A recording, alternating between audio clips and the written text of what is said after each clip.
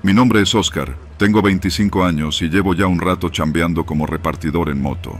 Empecé en Zamora haciendo entregas para restaurantes, pero últimamente me metí también como freelance para mover paquetes, cosas pequeñas, sin preguntar mucho. La verdad, mientras me paguen y no pese demasiado, lo llevo a donde me digan. Desde hace como 2 meses, empecé a hacer entregas regulares a un lugar en la zona industrial, por el rumbo de la carretera a La Rinconada. Una zona rara, de esas con bodegas alineadas como dientes chuecos, unas en ruinas, otras recién pintadas. El lugar en particular al que iba era la bodega número 9. Así, sin nombre de empresa, solo el número pintado con aerosol rojo deslavado. Siempre me recibía el mismo tipo, un señor de unos 50, serio, robusto, que usaba lentes oscuros incluso cuando ya se metía el sol. Nunca me pedía que entrara, solo salía, me daba un sobre o una caja, firmaba y se regresaba. Al principio no le di importancia, he hecho entregas más raras, pero la semana pasada algo cambió. Fue un martes, me tocó ir cerca de las 7 de la noche, ya estaba oscureciendo y la zona industrial se pone sola a esa hora. Llegué como siempre, pero esta vez nadie salió. Toqué el claxon, esperé, nada. Me bajé de la moto y me acerqué a la reja. Estaba abierta. «Hola», grité. «Vengo con la entrega». Silencio. Pensé que tal vez el don se estaba tardando en salir, así que empujé la reja y me metí un poco. Vi la bodega abierta de par en par, pero sin luces. Se sentía raro. Un aire tibio salía de adentro, cargado con un olor, como a humedad, pero con algo más. Algo como medicina rancia o cloro viejo. Me acerqué al portón. Dentro había cajas apiladas como siempre, nada raro. Pero a la derecha noté algo nuevo. Un pasillo que antes siempre estaba cerrado con una cortina de metal, ahora estaba abierto. Me asomé.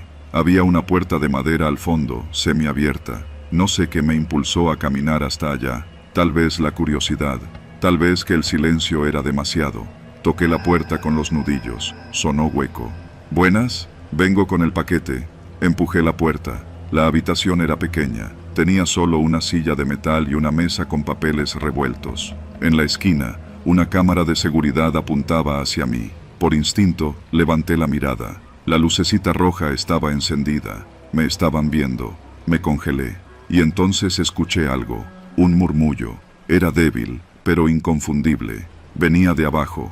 Me agaché y vi que había una especie de trampilla en el suelo, con un candado abierto.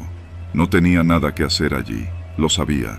Mi instinto me gritaba que me largara, pero en vez de eso, bajé la trampilla. Unas escaleras de concreto llevaban hacia abajo.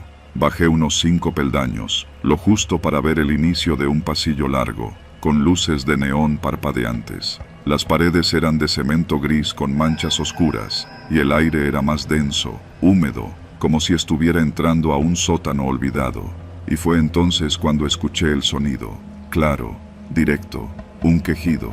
Me congelé. Era una voz humana, bajita, débil. Volví a subir como alma que lleva el diablo.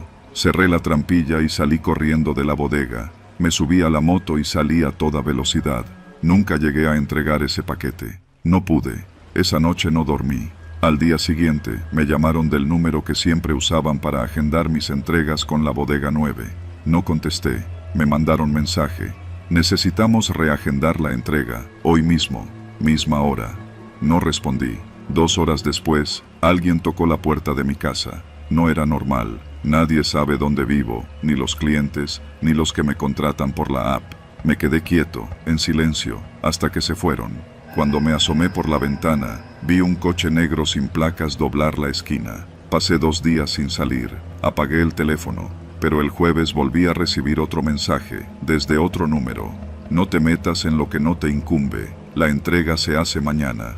Me temblaban las manos. ¿Cómo sabían que había bajado? Esa noche tomé una decisión. No podía dejarlo así. Lo que fuera que estuviera pasando ahí abajo, no era normal. No podía ignorar esos quejidos. Pensé en ir a la policía, pero ¿qué iba a decir?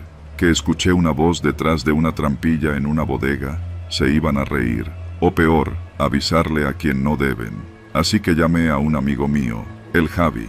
Era mi vecino desde morros y trabajaba de velador en una fábrica allá mismo, en la zona industrial. Le conté por encimita que algo no estaba bien en la bodega 9, que necesitaba ayuda. Aceptó, aunque se notaba nervioso. Fuimos los dos el viernes por la noche. Llegamos en su Tsuru viejo, con las luces apagadas. Dejamos el coche a una cuadra y nos acercamos a pie. La reja de la bodega estaba cerrada con candado esta vez. ¿Trajiste las pinzas?, le pregunté. El Javi sacó una herramienta oxidada del pantalón. En cosa de 3 minutos, habíamos roto el seguro. Entramos. Esta vez todo estaba oscuro. Ni siquiera las luces de afuera estaban encendidas. Sacamos las lámparas. Caminamos directo a la puerta de madera. La trampilla seguía allí, cerrada también. Javi la miró, dudando. ¿Estás seguro de esto, güey? No, pero no podemos hacernos pendejos. Abrimos la trampilla. El pasillo seguía ahí, igual de oscuro, igual de húmedo, y esta vez, los quejidos eran más claros. No eran uno, eran varios, 3, 4 voces. Algunas lloraban, otras pedían ayuda, apenas audibles. El corazón se me fue hasta el suelo.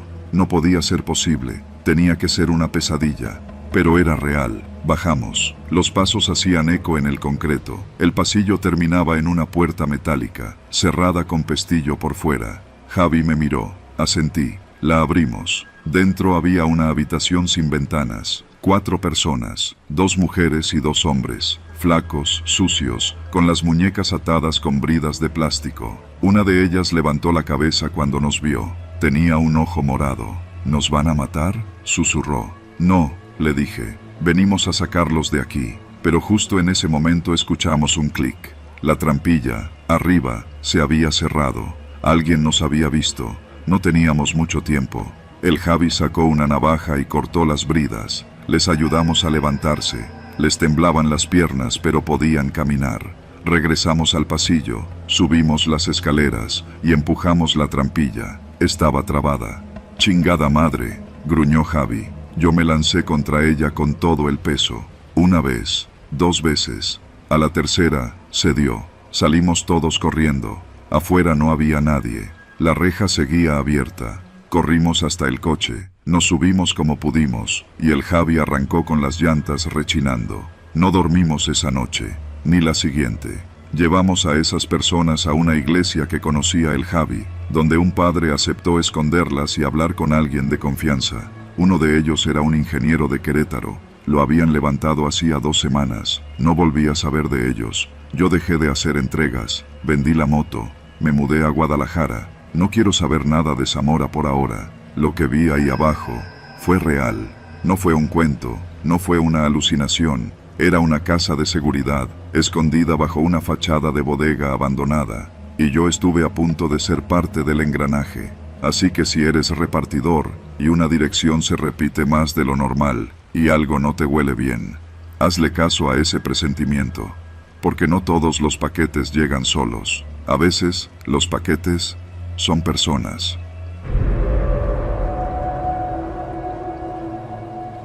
Mi nombre es Gerardo. Soy ingeniero civil y tengo 38 años. Esta historia no la cuento por gusto, sino por necesidad. Quiero que alguien allá afuera sepa lo que pasó, no porque espere justicia, sino para que tal vez alguien más se salve. Todo ocurrió en la carretera que sale de Apatzingán, rumbo a la costa michoacana, una tarde de agosto que parecía como cualquier otra. Íbamos mi esposa Ana, mis 2 hijos, Camila de 8 y Leo de 5, y yo. El plan era simple, unas vacaciones rápidas en Playa Azul para respirar después de meses de trabajo duro. Salimos de Apatzingán pasada la 1 de la tarde. Cruzamos los primeros tramos sin problema, con el aire acondicionado a todo lo que daba y los niños dormidos en el asiento trasero. A lo lejos, las montañas lucían quietas bajo el sol pesado. Ana, como siempre, se reía de mis playlists noventeras. En ese momento no lo sabíamos, pero estábamos entrando a un silencio espeso, un vacío donde las reglas del mundo cotidiano dejaban de aplicar. Pasando el Terrero, donde la carretera se estrecha y empieza a ondular entre cerros, vimos algo que de inmediato me pareció fuera de lugar. Un retén.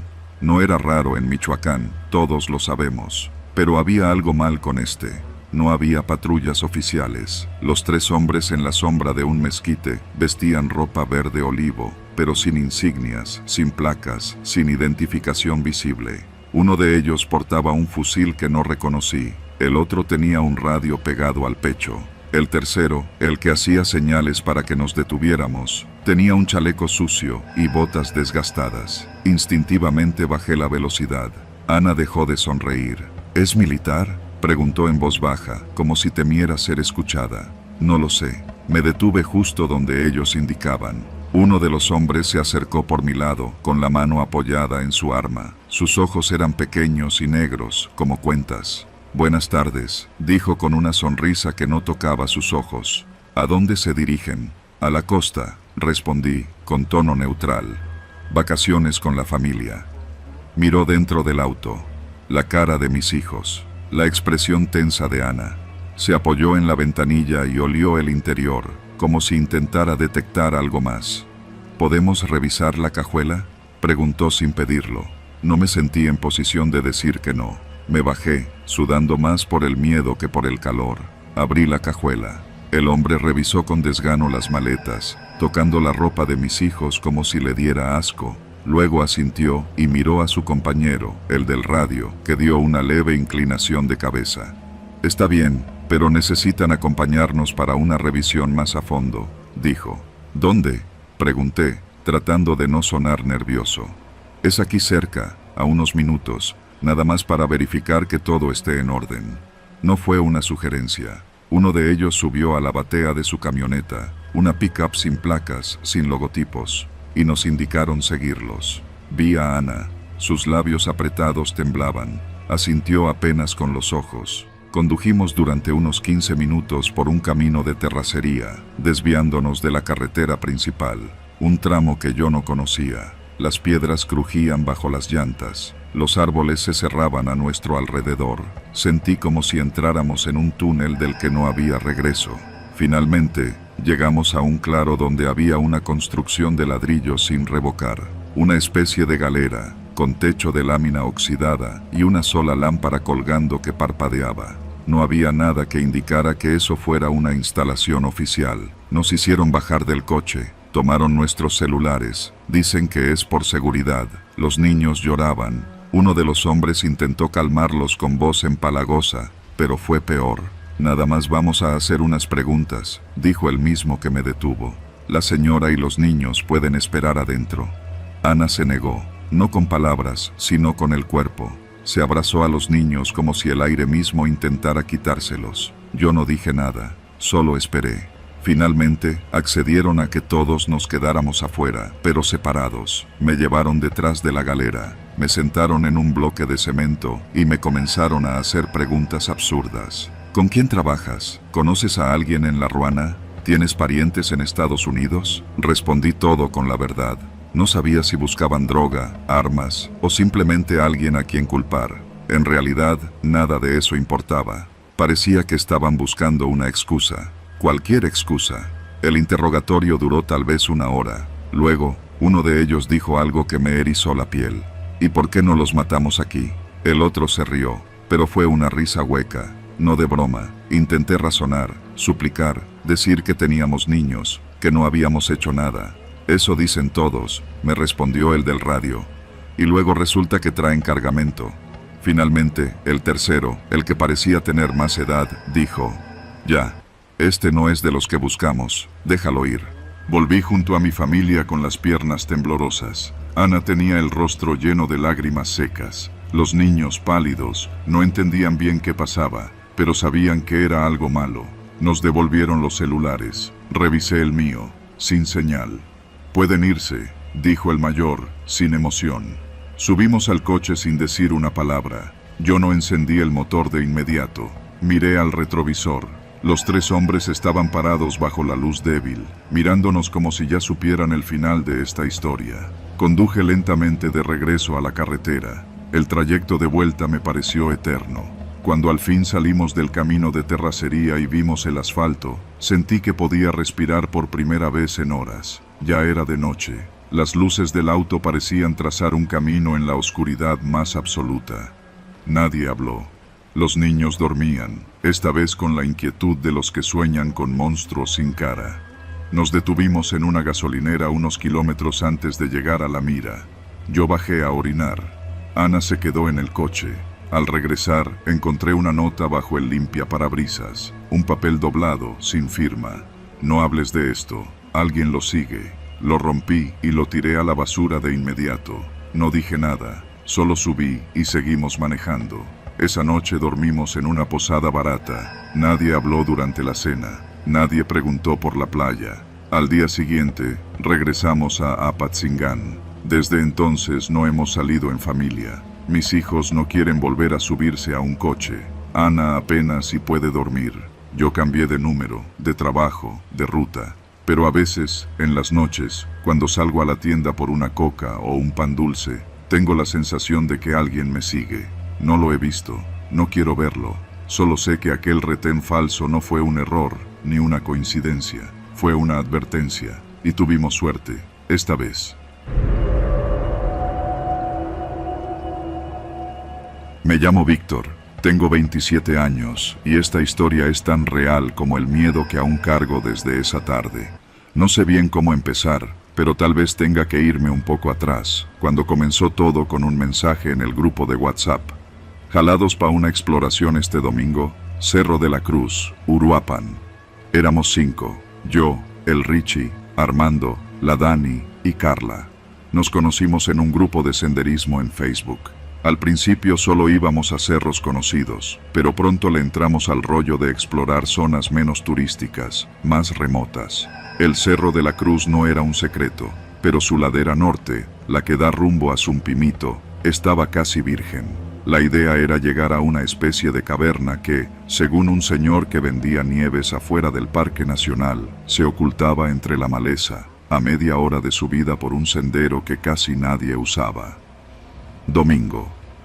Llegamos como a las 9 de la mañana. Dejamos los carros cerca de un vivero medio escondido. Echamos bloqueador, checamos mochilas, agua, navajas, linternas, cuerdas y arrancamos. La subida fue tranquila al principio, monte seco, tierra suelta, huellas de ganado y de algún burro viejo que pastaba por ahí. Al cabo de media hora, la vereda se fue borrando entre ramas, y fue entonces que vimos algo extraño, un camino nuevo, marcado como si hubieran pasado con machetes recientemente. Eso fue lo primero que me incomodó. Richie se adelantó.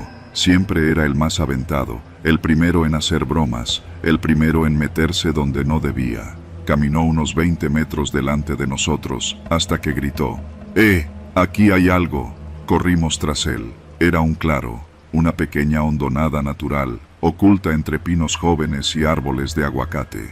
La tierra estaba removida, seca por arriba, pero con marcas de humedad como si la hubieran escarbado hacía poco. Había un olor raro, no fuerte, pero diferente, una mezcla entre humedad y metal. «Esto no es una cueva, güey», dijo Armando, bajando la voz. «Parece que aquí hicieron una zanja», añadió Carla, mirando el suelo. Yo me agaché, toqué la tierra, suelta, demasiado suelta. Dani, que siempre llevaba su cámara GoPro, ya estaba grabando. Pensé en decirle que no era buena idea, pero no me dio tiempo. Richie encontró algo. Al principio pensamos que era una bolsa negra, una de esas de basura, pero cuando la jaló un poco, se rompió, y salió el olor. No voy a intentar describirlo del todo. Era como una mezcla de carne podrida, plástico derretido y drenaje. El tipo de olor que no te suelta, que se te queda en la nariz aunque te tapes. Todos retrocedimos. Richie palideció. Alguien gritó. Dani dejó caer la cámara. Lo que habíamos expuesto era un brazo, o lo que quedaba de uno. Carne en descomposición, piel grisácea, dedos deformes. La mano tenía aún un anillo oxidado. «Vámonos a la chingada», dije, sintiendo cómo se me cerraba el estómago. «Espérense, ¿y si hay más?», preguntó Carla en un hilo de voz. Armando sacó el celular, quiso llamar a la policía, pero no había señal. Nos movimos todos buscando red, desesperados. Subimos unos metros más y entonces vimos algo que congeló la sangre en nuestras venas. Una lona negra, medio enterrada entre piedras, con manchas secas. Al levantarla, salieron gusanos. No era una fosa, eran varias. todas recientes. Carla vomitó. Dani se agachó, llorando sin lágrimas. Richie se quedó en shock, con los ojos fijos en la tierra. Fue entonces que escuchamos voces, bajitas. Al principio creímos que era el viento, pero no. Voces. Hombres hablando en susurros, cerca, muy cerca. Nos miramos sin decir palabra, y en cuestión de segundos, nos tiramos al suelo, entre la maleza. Dani puso la cámara en silencio. Desde nuestra posición vimos pasar a 3 tipos, armados. Traían botas, pantalones de mezclilla sucios y camisetas sin mangas. Uno llevaba una pala, el otro una mochila, y el tercero, un machete. «Que ya no cabe nadie más aquí, cabrón», dijo uno de ellos. «Hay que buscar otro lugar más arriba». «Nomás enterramos rápido este y nos vamos», respondió el del machete. La tierra se abrió de nuevo, a solo unos metros de donde estábamos. Uno de ellos arrastraba algo. No vimos bien qué, pero el bulto tenía forma humana. Dani cerró los ojos. Yo apenas podía respirar. Nos quedamos así, quietos como piedras, mientras escuchábamos el sonido de la tierra siendo removida. Era lento, metódico, como si lo hicieran todo el tiempo, como si no fuera la primera vez. Pasaron tal vez 15 minutos antes de que se fueran. Se echaron sus herramientas al hombro, hablaron de bajar por la otra vereda, que era más segura. Cuando sus voces se perdieron entre los árboles, nadie se movió. «Nos vieron, ¿verdad?», susurró Armando. «No lo sé, pero si regresan estamos muertos», dijo Richie, en tono seco. Yo tomé la cámara de Dani y la guardé en mi mochila. No dije nada, solo pensé, tenemos que salir de aquí.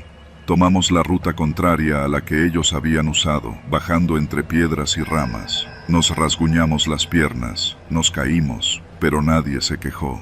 El miedo era absoluto. Solo hasta llegar al camino de terracería junto al vivero, vimos un coche pasar.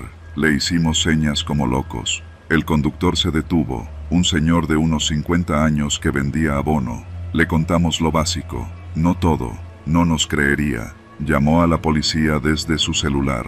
No tardaron en llegar. Militares también. Hicieron preguntas, marcaron coordenadas, se llevaron la cámara, tomaron declaraciones. Nos hicieron firmar cosas. Nos pidieron que no habláramos con nadie. Al día siguiente, en las noticias, se mencionó el hallazgo de una fosa clandestina en el Cerro de la Cruz, con restos de al menos 6 cuerpos. Nada más. Sin nombres, sin seguimiento. Pero nosotros sabemos que había más, muchas más. Desde ese día, no volví al monte, ni cerros, ni excursiones, ni nada.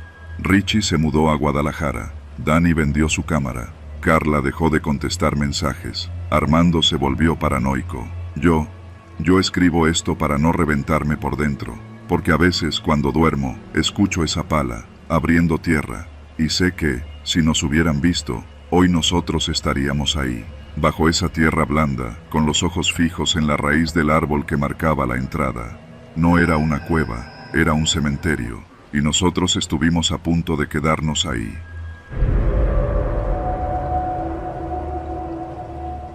Mi nombre es Ulises, y lo que te voy a contar no es una historia para asustarte por gusto. No hay fantasmas, no hay brujas, no hay nada de eso. Lo que hay es gente de carne y hueso, y créeme, eso da mucho más miedo. Esto pasó hace poco más de un año, en Peribán, Michoacán. Yo tenía 20 años y trabajaba como cortador en las huertas de aguacate. La mayoría de nosotros empezamos desde chicos, siguiendo a los papás o los tíos. Mi madre no quería que me metiera, decía que ese ambiente no era para mí, pero la necesidad apretaba, y el dinero en las huertas se movía rápido, aunque no siempre limpio. Todo empezó por una tontería, una estupidez, la verdad.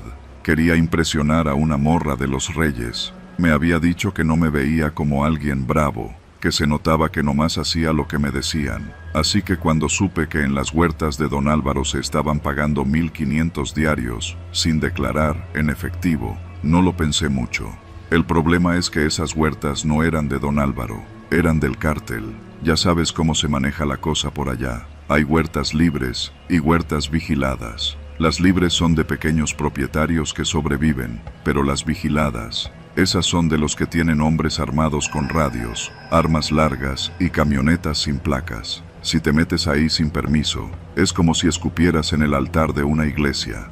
La entrada la hice por atrás, desde una cañada que conocía porque ahí íbamos de chiquillos a agarrar iguanas. Salté un alambre, pasé por entre los pinos y llegué al bordo de la huerta. El pasto estaba recién cortado, los árboles bien podados y las cajas para recolecta acomodadas como en maquiladora. Me agaché y empecé a cortar rápido, bajito, sin hacer ruido. Pensaba llenar 3 cajas y largarme. Ni media hora después, escuché un tronido. Pensé que era una rama, pero fue una voz. ¿Quién te dio permiso, morro? Me giré. 2 tipos, uno joven y otro más viejo, estaban detrás de mí, armados. El más chico traía una playera del Atlas manchada de tierra, y el grande un chaleco con radio pegado al hombro. Me paré lento, dejando la tijera en el suelo. No sabía que era vigilada, compa. Ya me voy. ¿No sabías? ¿Y tu jefe? Vengo solo, por la libre. Nomás iba a llenar unas cajas. El mayor hizo una seña. Me revisaron. Me quitaron el celular, la cartera, las botas. El morro se reía. Me ataron las manos con un mecate naranja que olía a diésel. A ver, gallito, me dijo el mayor.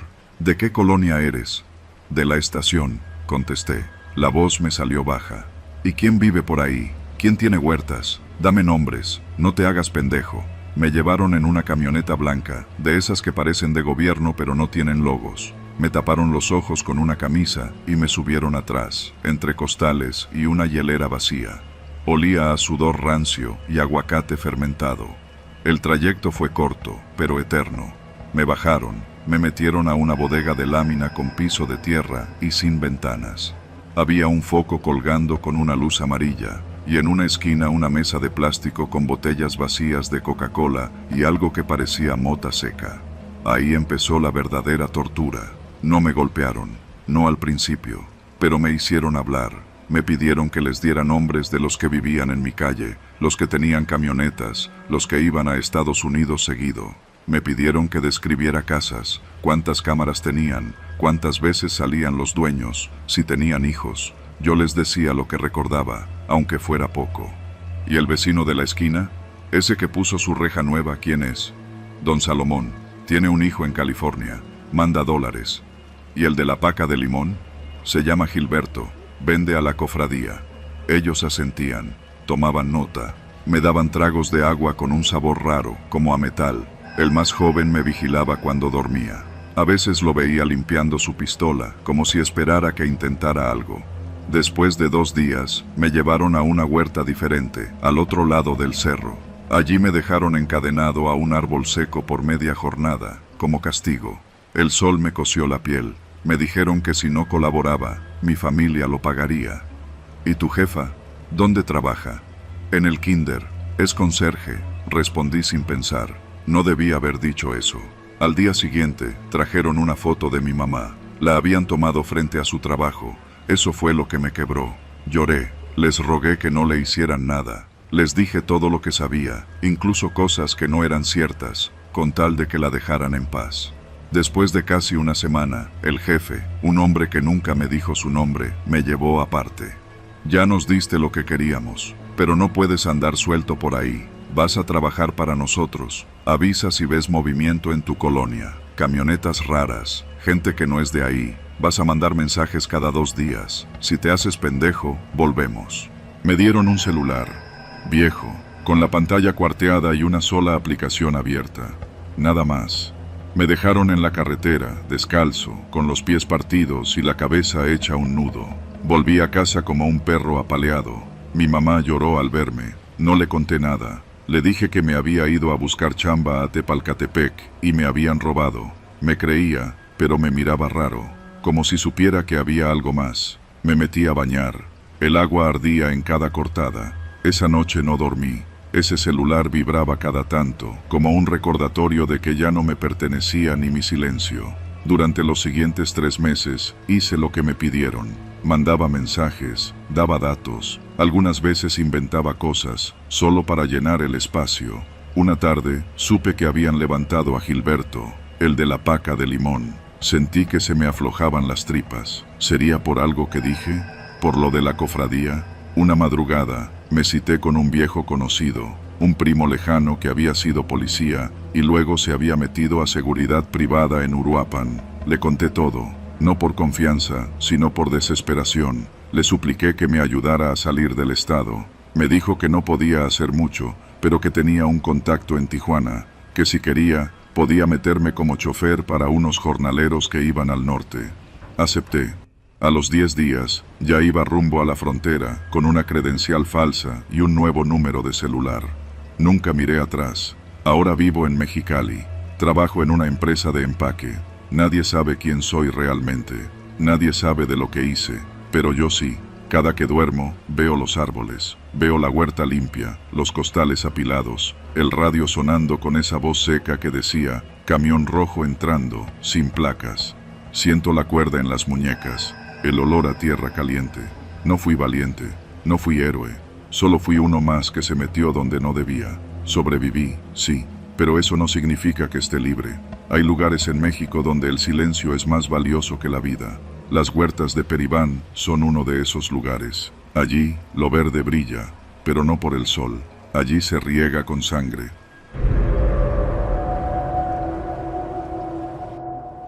Mi nombre no importa, pero si alguien de Morelia llega a leer esto, por favor, no entren al túnel clausurado del Mercado Independencia. Aunque esté cerrado con cadenas, aunque parezca que nadie baja ahí desde hace años.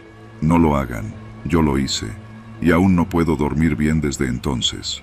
Era el año 2019, justo después de los temblores de septiembre.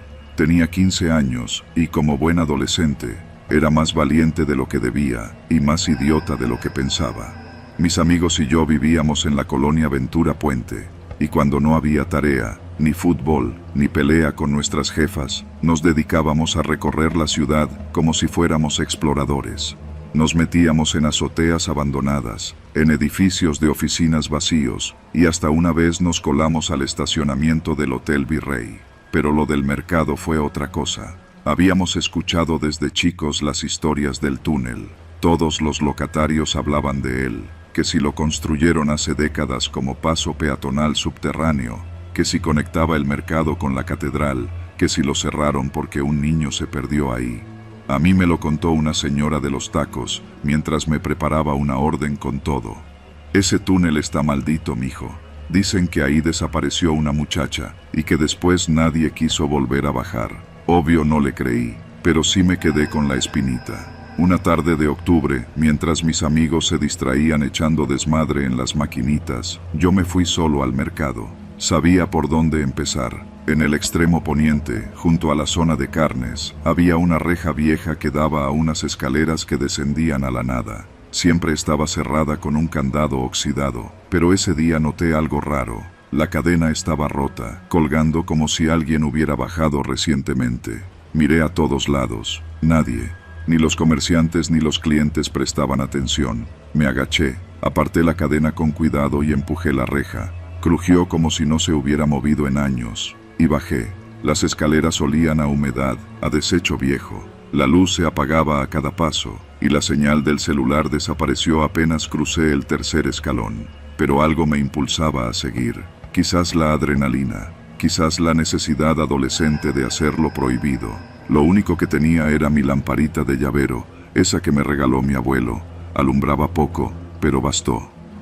Abajo, el túnel era angosto, con paredes de piedra y grafitis viejos. Algunos decían fuera peña, otros tenían dibujos obscenos, pero lo que más me llamó la atención fue una flecha roja, pintada de forma apresurada, que apuntaba hacia la izquierda. Seguí esa dirección, y no pasaron ni 5 minutos cuando escuché el primer ruido. Pasos, pasos suaves, como de alguien descalzo o con calcetas. Me apagué la luz y me pegué a la pared. Me quedé inmóvil, aguantando la respiración. Pensé que me estaba volviendo loco, pero ahí estaban otra vez. Pasos, luego silencio, luego un quejido muy bajo, como el suspiro de alguien que lleva mucho tiempo encerrado. Volví a prender la luz. El túnel se abría en una especie de pasillo lateral, cubierto de tablas de madera a medio pudrir. Pasé por entre ellas con cuidado, intentando no hacer ruido, y entonces lo vi. Había una puerta metálica, con una mirilla, como de las que se usan en los viejos refrigeradores industriales. Y tenía algo más, una marca roja, un círculo con una cruz en medio, dibujado con lo que claramente no era pintura. Me acerqué despacio. Desde adentro se escuchaba algo, una respiración, o varios respirando. «¿Hola?», pregunté con la voz más baja que pude. Silencio. «¿Hay alguien ahí?». Un golpe seco respondió, luego otro. Me alejé de inmediato, pero en ese mismo instante, detrás de mí, se encendió una lámpara real, una de esas grandes de obra, colgada del techo. Me congelé, y entonces vi la cámara. Estaba incrustada en la pared, apuntando directamente a mí. No parpadeaba, no se movía, solo me observaba. Alguien, en algún lugar, sabía que yo estaba ahí. Corrí de regreso por donde había venido, pero el túnel parecía distinto. Ya no era una sola línea recta. Había bifurcaciones, escaleras a medias, puertas rotas, y lo más espeluznante, huellas de pies pequeños marcadas en el polvo. Algunas iban hacia adentro, ninguna salía. Tropecé y caí sobre algo metálico. Era un carrito oxidado, como los que usan para cargar cajas. Tenía cinta industrial pegada, con letras marcadas con plumón negro. C7, cargar por la noche. Me levanté con el corazón golpeándome el pecho, y ahí fue cuando escuché voces. 2 hombres hablando, no enojados, no alterados, tranquilos, como si estuvieran trabajando. Una de las voces dijo: «¿Ya lo encerraron en el cuarto chico?». «Sí, el de la chamarra azul lo dejó ahí. El morrito no para de llorar, pero ya se cansa». Estaban hablando de alguien, de un niño. Me metí entre unas tablas rotas y me oculté, apenas respirando. Escuché sus pasos acercarse. Pasaron frente a mí con linternas potentes. No eran indigentes. Traían uniforme oscuro, guantes, radios de comunicación. Uno de ellos incluso tenía un gafete colgado al cuello, pero no pude leerlo. «La policía va a venir el viernes, hay que moverlos antes. Ya saben el camino, tú nada más ten todo listo». Cuando se alejaron, me deslicé fuera del escondite. Temblaba, ya no quería explorar, solo quería salir. Caminé rápido, tratando de no mirar atrás, pero fue imposible no notar los detalles. Las marcas con números en las paredes, como códigos de inventario, flechas con fechas, un mapa colgado en una esquina, cubierto a medias por una manta, con puntos de color rojo. Ese túnel no estaba abandonado, era parte de algo operativo, activo, frío, planificado. Volví a encontrar las escaleras. Subí como si el mismísimo diablo me persiguiera. Salí jadeando, me arrojé al suelo y me quedé allí, viendo la luz del mercado. Nadie se dio cuenta de nada. Nadie me preguntó por qué salía con el rostro blanco y las manos sucias. No le conté a nadie. Hasta ahora. Volví al mercado días después, en la tarde, acompañado por 2 amigos. Les juré que había algo ahí abajo. Pero cuando fuimos, la reja ya tenía otra cadena, nueva, y un letrero oxidado, con letras en stencil que decían: «Prohibido el paso, zona en reparación». Pero lo más cabrón fue lo que vi al lado del letrero. Una nota escrita a mano, pegada con cinta gris, que decía: «A los que entran sin permiso, los espera el cuarto chico». Nunca más me acerqué a ese mercado. Aunque vivo a 10 minutos, voy al Soriana o al Walmart. Y cada vez que escucho noticias de desapariciones en Morelia, de niños extraviados, pienso en ese túnel y en lo que sigue ahí abajo, esperando.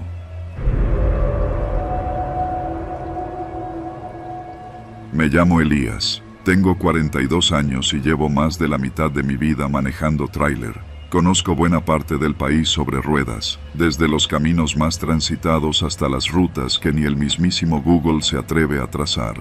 Pero hay una que siempre me da mala espina: la carretera costera de Lázaro Cárdenas, esa que se extiende como una víbora adormilada entre Michoacán y la costa, flanqueada por montes bajos, manglares y esa humedad que nunca se va. Esa noche llevaba carga doble de papel industrial rumbo a un almacén en Manzanillo.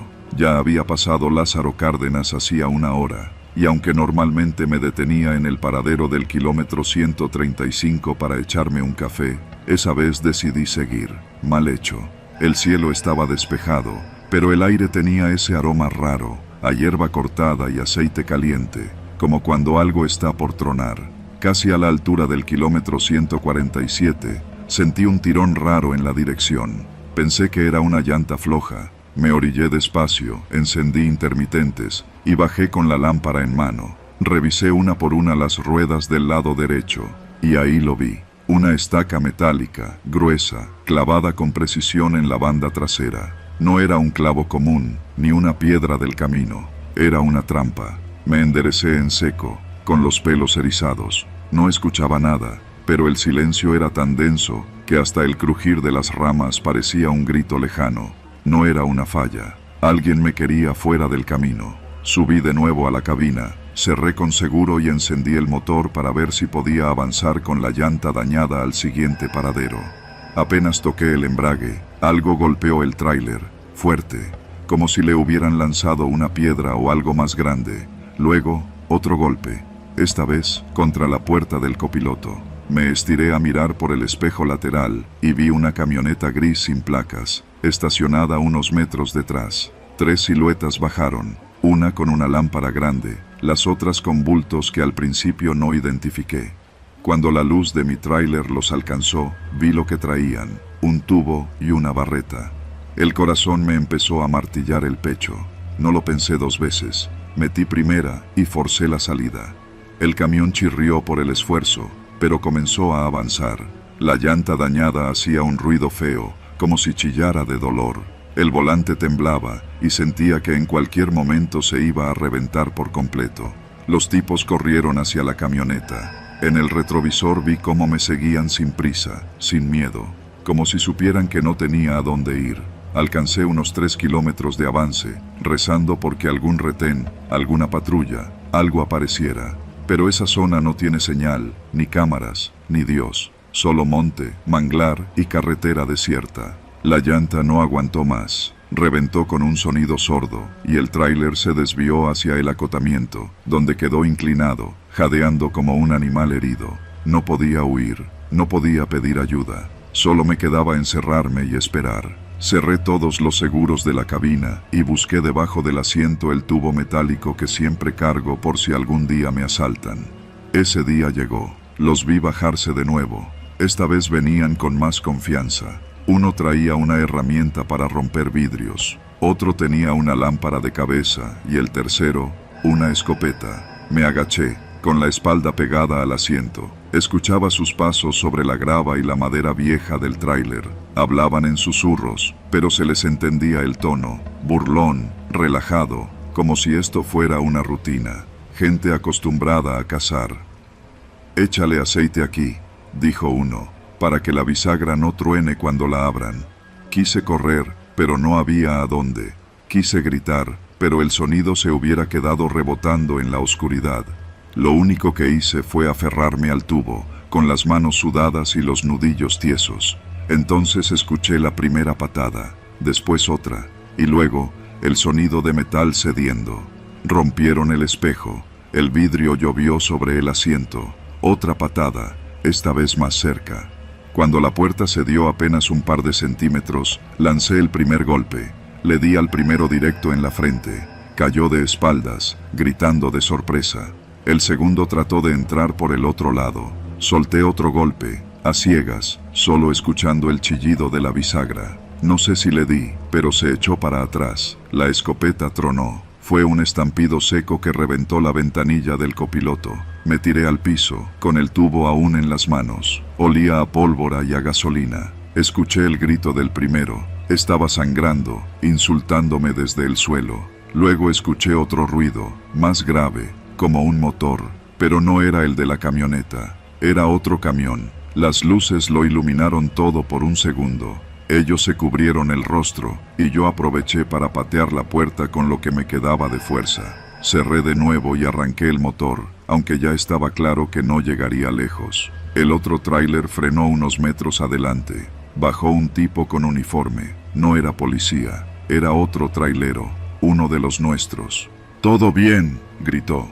Era un tipo grande, de barba y voz ronca. Los tipos retrocedieron, no porque tuvieran miedo, sino porque no les convenía exponerse con testigos. Subieron a su camioneta y se alejaron despacio, sin prisa. Dejaron un mensaje claro: no era un asalto, era una cacería. Si no fuera por ese otro trailero, yo ya estaría tirado en la cuneta como tantos otros. El tipo se acercó y me ofreció agua. Me temblaban las manos. Me senté en el estribo del tráiler, con el tubo aún entre los dedos.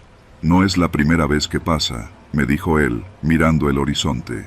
Desde hace meses se están robando unidades en esta zona, pero no las venden, no aparecen, los chóferes tampoco, solo se esfuman.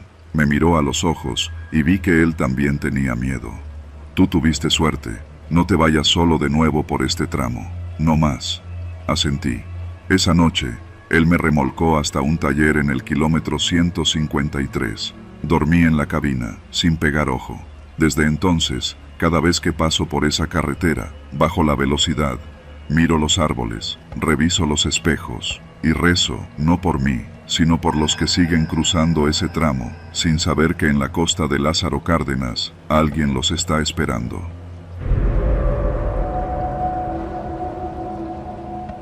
Me llamo Joaquín. Nací y crecí en Tacámbaro, un pueblito de cerros suaves y tierras negras, rodeado de huertas de aguacate que se extienden como alfombras verdes hasta donde se pierde la vista. Desde que tengo memoria, trabajar en el campo ha sido la única forma honesta de ganarse el pan. Desde los 14 años, mi vida se resume en lo mismo: levantarme antes del amanecer, agarrar el azadón y subir a los sembradíos. Nunca me quejé, es lo que me tocó. Hace unos meses, conseguí chamba en uno de los ranchos más grandes del rumbo, propiedad de don Eliseo, un hombre recio, de voz baja y mirada de machete. Decían que antes era ganadero, que luego se metió con los aguacates y que desde entonces su dinero se multiplicó como plaga. Nadie hablaba mucho de él, pero todos le trabajaban. Pagaba puntual, eso sí, y eso bastaba. El rancho quedaba a unos 30 minutos del pueblo, subiendo por una terracería que se empinaba entre los cerros. Una vez adentro, las reglas eran claras: no andar preguntando, no meterse en lo que no es de uno, y jamás, bajo ninguna circunstancia, acercarse a la zona del barranco después del mediodía. Ahí nomás andan víboras, nos dijo el capataz, don Pascual, un tipo con más años en la espalda que dientes en la boca. Y cosas que es mejor no ver. No dije nada. Me limité a asentir, como todos los demás, pero la advertencia me quedó dando vueltas en la cabeza. La primera semana fue tranquila. Nos tocaba limpiar las parcelas, quemar zacate seco, cortar ramas y recoger la fruta madura. Éramos como 20 jornaleros, la mayoría de comunidades cercanas: Caracuaro, Turicato, Paso de Núñez, gente humilde, curtida por el sol. Pero algo me empezó a incomodar. Cada tanto, don Pascual pasaba lista. No era algo común en otros ranchos, pero aquí sí. A media jornada, interrumpía el trabajo y nos contaba. Si faltaba alguien, mandaba a 2 muchachos a buscarlo, y si no lo encontraban, se llamaba al patrón. En el primer mes, desaparecieron 3. El primero fue Tiburcio, un chamaco risueño de la Parota. No volvió después del almuerzo. El segundo fue un señor de nombre Galdino, que siempre andaba hablando solo. Y el tercero, una señora que apodaban La Güera, aunque era más morena que el café de olla. Nadie preguntaba nada. El patrón nos reunió y dijo que algunos no sabían valorar el trabajo, que se iban sin avisar. No insistió, pero yo no me la tragué. Una madrugada, llegué más temprano de lo normal. Me gustaba caminar en silencio, ver cómo la niebla bajaba entre los árboles. Pasé por la zona del barranco sin querer. No me metí, solo pasé cerca. Entonces, escuché algo. Era como el golpeteo metálico de una pala. Me detuve. El sonido venía de abajo, entre los pinos. Me agaché y, entre la bruma, alcancé a ver a 2 hombres cavando. No se veían bien, pero uno de ellos tenía la espalda ancha de don Pascual. Estaban enterrando algo. Me fui en silencio, con el corazón apretado, las piernas flojas. No dije nada ese día, ni el siguiente, pero algo en mí cambió. Empecé a fijarme más, a ver lo que antes no veía, como que había un pequeño almacén cerca del barranco, con candado grueso, al que solo entraban de noche, o que a veces, al llegar, el aire olía diferente, como a tierra recién removida, como a descomposición. Una noche, sin querer, escuché una conversación entre 2 compañeros. Estaban fumando cerca de los baños portátiles. ¿Tú sabías lo de los pozos?, preguntó uno. ¿Cuáles? Los que hacen para enterrar a los que se van. El otro lo calló de inmediato. Cállate, cabrón, no digas eso aquí. Si nos oyen, valemos madre. Me fui de ahí temblando. Esa misma noche, tomé una decisión. Iba a ir al barranco. Quería saber si era verdad. Me esperé hasta el sábado, cuando casi no había nadie. Fingí que me había quedado dormido bajo un árbol, y cuando los demás se fueron, me escondí detrás de unos costales.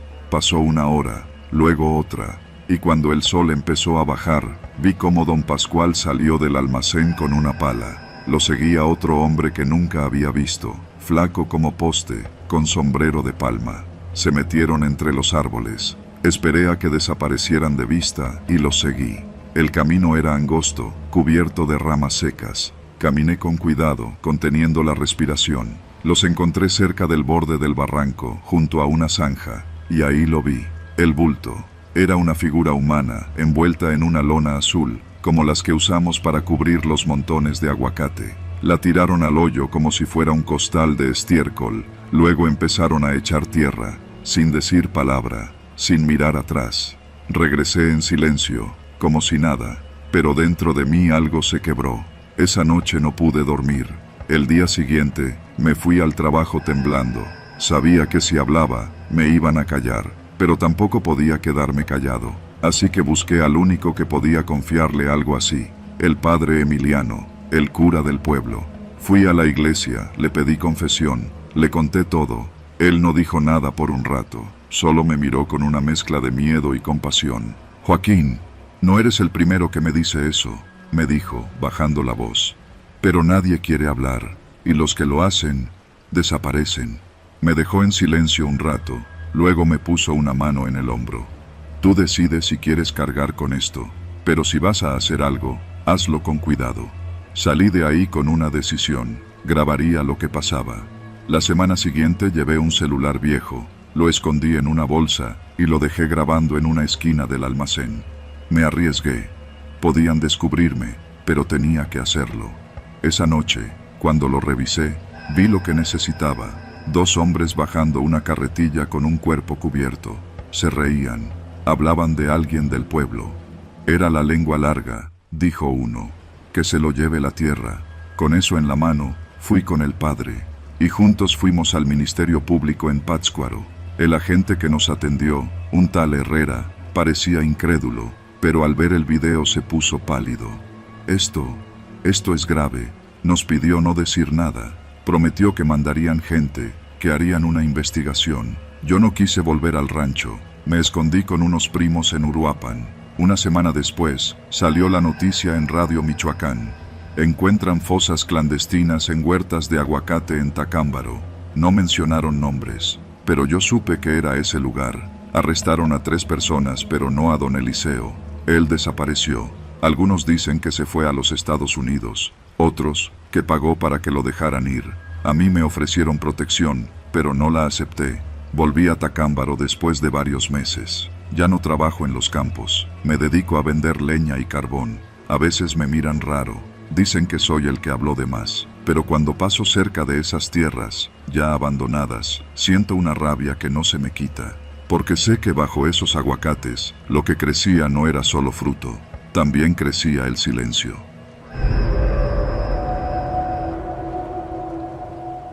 Yo no soy supersticioso. Nunca lo fui. De hecho, si alguien me hubiera contado esta historia hace un par de años, seguro me habría reído en su cara. Pero todo cambió el día que decidimos comprar esa maldita casa en Tzintzuntzán. Mi esposa, Lilia, siempre tuvo una obsesión con los pueblos mágicos. Cada fin de semana buscaba una excusa para llevarnos a uno distinto. Yo, con tal de salir del ritmo sofocante de Morelia, la seguía sin protestar. Fue en una de esas escapadas cuando encontramos la propiedad, una casona antigua, a orillas del lago, medio escondida entre jacarandas y árboles de durazno, cubierta de polvo, con muros que se deshacían si los tocabas fuerte. La vendían barata, muy barata.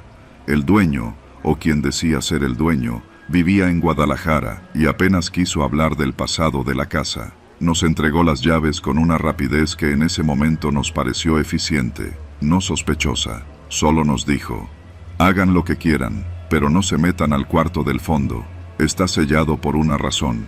Lilia pensó que era un chisme local, Yo no le di importancia, solo pensamos que, con un poco de remodelación, podríamos tener un Airbnb bonito, con vista al lago, y retirarnos allá en unos años. Durante las primeras semanas, todo fue como lo esperábamos. Polillas, humedad, un techo colapsado, ratas en la cocina.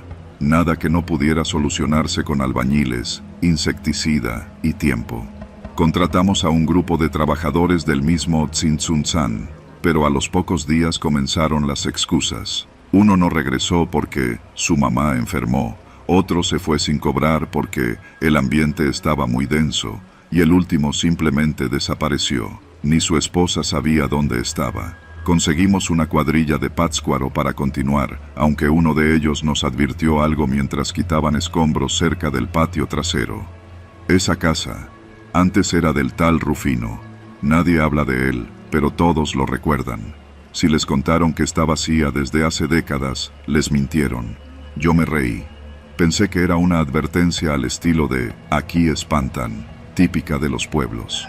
Lilia también se lo tomó a la ligera. Fue en la tercera semana que encontramos la habitación. Estaba oculta tras un muro de tabla roca húmeda, sin ventanas, en lo que parecía ser la parte más antigua de la casa. Los trabajadores querían evitarla, pero Lilia insistió. Pagamos por la casa completa, ¿no? Derribamos el muro un martes por la tarde. El olor fue lo primero. No a muerte, no a podrido.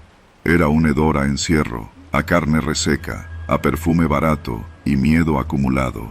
Dentro no había muebles, solo un catre viejo, esposas oxidadas en la pared y lo que parecía una lámpara de calor colgada del techo, de esas que se usan en clínicas. Había fotografías también, decenas, todas pegadas a la pared con cinta amarillenta. Mujeres de distintas edades, muchas de ellas con moretones en el rostro, otras con la mirada perdida. Una parecía tener una toalla en la boca, como si la hubieran amordazado. Lilia y yo nos miramos, sin saber qué hacer. No dijimos nada durante horas. Cerramos la habitación, clavamos tablas en la entrada y no hablamos del tema por varios días. Yo empecé a dormir mal. Me despertaba sobresaltado, escuchando pasos en el pasillo, pero no pasos fantasmas, no. Sonaban reales, como los de alguien descalzo que caminaba sin prisa. El suelo crujía detrás de la puerta de nuestra recámara, pero cada vez que salía, no había nadie. Lilia no los oía, o eso decía. Una tarde decidimos ir con el delegado del pueblo, un señor de apellido Naranjo, seco y nervioso. Le contamos lo del cuarto. No mencionamos las fotos, solo dijimos que nos incomodaba el espacio. Él se quedó en silencio, luego tomó una hoja y escribió un número. Si de verdad quieren saber, llamen aquí. El número era de un teléfono fijo, y el prefijo no era de Michoacán. Llamamos. Una mujer contestó, y cuando dijimos el nombre de la casa, guardó silencio. Luego preguntó, ¿ustedes son de alguna fiscalía? No, compramos la propiedad. Entonces cuelguen, no quieren saber. Eso nos dejó peor.